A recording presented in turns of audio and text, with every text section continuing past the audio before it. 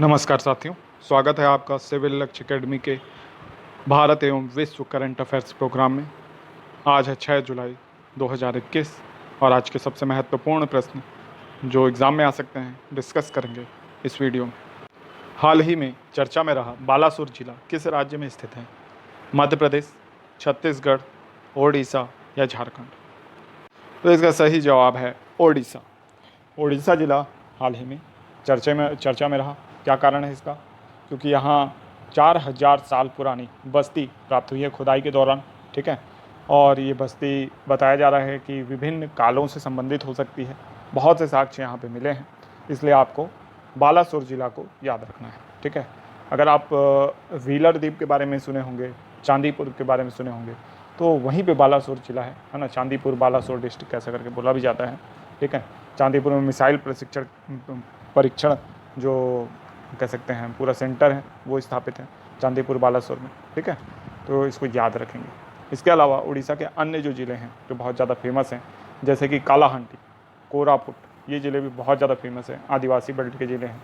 और यहाँ के उद्योग, आदिवासी संस्कृति, इन कारणों से ये फेमस हैं, ठीक है। तो इसको याद रखिएगा। नेक्स्ट क्वेश्चन है, काबिनी नदी किसकी सहायक नदी है? कावेरी, गोदावरी, कृष्णा या महानदी? तो इसका सही जवाब है कावेरी, ठीक है। तो कावेरी की सहायक नदी है काबिनी नदी। अब ये चर्चा में क्यों है? काबिनी नदी इसलिए चर्चा में है क्योंकि वहाँ वन विभाग द्वारा प्लास्टिक अपशिष्ट को हटाने हेतु विशेष अभियान चलाया जा रहा है। ये कर्नाटक के वन विभाग द्वारा चलाया जा रहा है, ठीक है। इसलिए काबिनी नदी चर्चा में आई हुई है, ठीक है। और प्लास्टिक अपशिष्ट को हटाने में बहुत ज़्यादा सफलता वन विभाग को इसमें मिली है, जो कि एक उल्लेखनीय उपलब्धि है। पर्यावरण सुरक्षा की दृष्टि से ये एक बहुत ही अच्छा अभियान माना जा सकता है। नेक्स्ट क्वेश्चन है, 56 दुकान रेस्टोरेंट किस शहर में स्थित है? इंदौर, भोपाल, जबलपुर, ग्वालियर?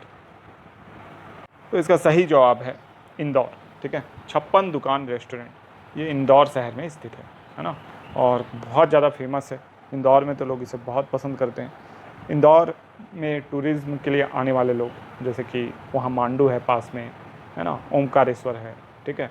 और भी बहुत सारी जगह है घूमने की, तो वहाँ आने के लिए लोग अक्सर इंदौर जाते हैं, ठीक है। और इंदौर आने के बाद 56 दुकान रेस्टोरेंट भी जाते हैं। यहाँ का स्वाद बताते हैं बहुत ही अच्छा है।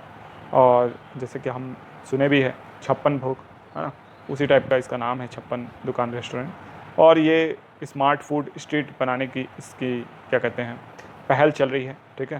तो अभी हाल ही में ये इसलिए सुर्खियों में है क्योंकि इसको स्मार्ट फूड स्ट्रीट भी बनाने की जो है पहल की जा रही है, ठीक है। तो 56 दुकान रेस्टोरेंट को आपको याद रखना है, इंदौर शहर में स्थित है। नेक्स्ट क्वेश्चन है, पंचमुली झील कहाँ स्थित है? गुजरात, राजस्थान, मध्य प्रदेश, तेलंगाना? तो इसका सही जवाब है गुजरात।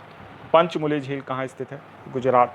सरदार सरोवर डैम के पास, जहाँ पे स्टैचू ऑफ यूनिटी बनी है, वहाँ पे एक झील स्थित है जिसका नाम है पंचमुली झील, ठीक है। और यहाँ पे बहुत मगरमच्छ थे, है ना। और इन सब मगरमच्छों को यहाँ से अब क्या किया जा रहा है? शिफ्ट किया जा रहा है दूसरे स्थानों में, दूसरे रहवास उनके लिए बनाए गए हैं, वहाँ शिफ्ट किया जा रहा है, ठीक है। तो ऐसा माना जा रहा था कि ये पर्यटकों के लिए खतरा है। बिल्कुल मगरमच्छ जहाँ पे हैं वहाँ पे टूरिज़्म थोड़ा खतरनाक तो होता ही है, दुर्घटनाएं भी होती हैं, क्योंकि मगरमच्छ के जबड़े में आने के बाद पानी के अंदर कोई भी नहीं बच सकता, ठीक है। तो बहुत ही खतरनाक जीव है मगरमच्छ, है ना। और इसलिए यहाँ से अभी हाल ही में 11 मगरमच्छों को शिफ्ट किया गया है, ठीक है। तो याद रखिएगा, स्टैचू ऑफ यूनिटी जो है वो दुनिया की सबसे ऊंची स्टैचू है, जो कि सरदार वल्लभ भाई पटेल, जिसको भारत का लौह पुरुष भी माना जाता है जिनको, ठीक है।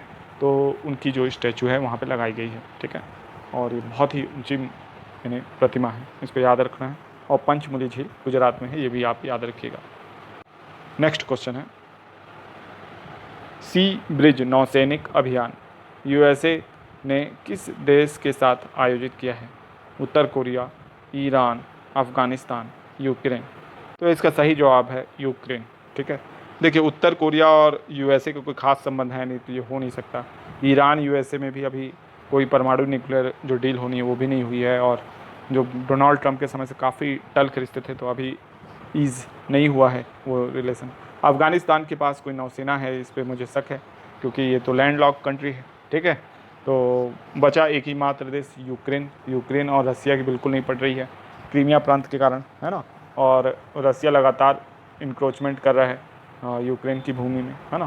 तो इसलिए यूक्रेन जो है वो यूएसए की सहायता चाहता ही है, इसलिए उन्होंने सैन्य अभ्यास किया है, सी ब्रिज नौसैनिक अभ्यास, ठीक है। और ये नौसैनिक अभ्यास जो हुआ है ये काला सागर में हुआ है, ठीक है। नेक्स्ट क्वेश्चन है, पोस्ट पैड मिनी सेवा किस कंपनी ने लॉन्च किया है? अमेजॉन पे, पेटीएम, फ़ोन पे या गूगल पे? तो इसका सही जवाब है पेटीएम, ठीक है। तो पेटीएम बैंक भी है, बाकी देखिए फ़ोन पे, गूगल पे, अमेजॉन ये सब बैंक नहीं है। तो पोस्ट पैड मिनी सेवा जो है वो पेटीएम ने शुरू किया है। आपको पता हो, अगर आप पेटीएम यूज़ करते होंगे तो जानते होंगे कि पेटीएम आपका जीरो बैलेंस अकाउंट खोल देता है तुरंत, है ना। वर्चुअल डेबिट कार्ड भी जारी कर देता है जीरो बैलेंस पे ही। तो ये बहुत ही यानी कह सकते हैं आधुनिक बैंक है और कई बार अच्छी सेवाएं प्रदान कर रहे हैं बैंक। तो हाल ही में इन्होंने पोस्ट पैड मिनी सेवा, जो कि एक लोन सेवा है या कह सकते हैं ऋण सेवा है, जो कि बहुत न्यूनतम ऋण भी आपको प्रदान करेगा। 250 रुपये से 1000 रुपये तक का ऋण प्रदान करेगा। 30 दिन तक ये ब्याज मुक्त होगा, ठीक है। 30 दिन तक ये ब्याज मुक्त होगा, उसके बाद ब्याज लगेगा जो कि हायर इंटरेस्ट होगा, लेकिन 30 दिन तक यानी बहुत बड़ी सेवा, यानी बहुत बड़ी सुविधा ये इन्होंने उपलब्ध करा दी है, ठीक है। 30 दिन तक ब्याज मुक्त होगा और अधिकतम जो ऋण आप ले सकते हैं 60,000 रुपये तक इसमें ले सकते हैं। तो पोस्ट पैड मिनी सेवा, इससे होगा क्या, इससे लिक्विडिटी बढ़ेगी, जिससे ख़रीदारी बढ़ेगी, है ना। और ख़रीदारी बढ़ेगी तो क्या होगा, जो कंपनियां उनको फ़ायदा होगा। इसी तरीके से पेटीएम को भी फ़ायदा होगा। जो लोग अगर ऋण नहीं पताते हैं तो ब्याज इंटरेस्ट देना पड़ेगा, बैंक से भी काटा जा सकता है ना अमाउंट। तो इस तरीके से ये एक अच्छी योजना है कस्टमर के लिए भी और बैंक के लिए भी। नेक्स्ट क्वेश्चन है, PS श्रीधरन पिल्लई किस राज्य के गवर्नर बने हैं? तमिलनाडु, कर्नाटक, महाराष्ट्र, गोवा? तो इसका सही जवाब है गोवा, ठीक है। PS श्रीधरन पिल्लई गोवा के नए गवर्नर बन गए हैं, ठीक है। तो हाल ही में जो गवर्नर हैं उनकी नई नियुक्ति की गई है, 8 नए गवर्नर बनाए गए हैं, ठीक है। तो 8 नए गवर्नर में से कई तो स्थानांतरित करके दूसरे राज्य के नए गवर्नर बन गए हैं, कुछ चेहरे एकदम नए हैं, ठीक है।